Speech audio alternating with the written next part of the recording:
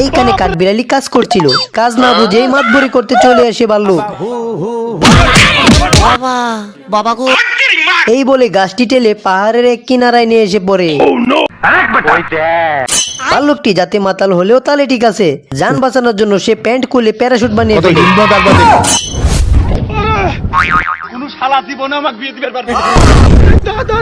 জীবনে কত ধরনেরই কাজের না স্টাইল দেখতে হবে।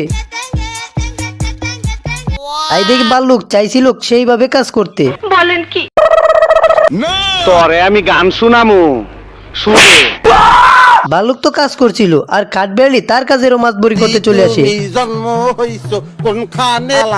মাতবরি করতে না পারে কাঠবিড়ালিকে গাছের সাথে বেঁধে ফেলে। সর্বনাশ তো করছে শালা ভাল্লুক, কাজ করতে করতে এমন ভাবে কাজ করছে খালের পানি চলাচল করার রাস্তাটিও বন্ধ করে দেয়। ভাল্লুক ঘর খুলতেই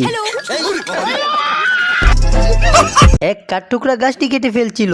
সেই গাছে বসবাস করতো দুটি কাঠবিড়ালি। কাঠবিড়ালি তাদের বাসা বাঁচানোর জন্য জীবন প্রাণ চেষ্টা করছিল।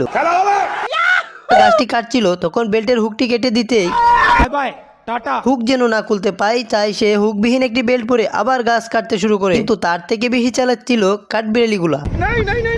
তারপর লোহার চেন পরে আবার গাছ কাটছিল। কাঠটুকরা দেখতে পায় এই দুটি কাঠবিড়ালি তার সকল কাজের জন্য বাধা দিচ্ছে।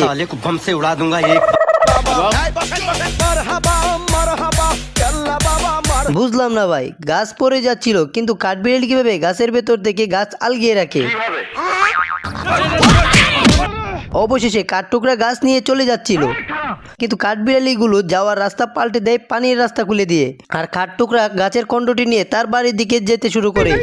ঘর বাঁচানোর জন্য কাঠটুকরা জান প্রাণ চেষ্টা করতে থাকে না, পরের ক্ষতি করলে নিজের উপরই আসতে শুরু করে।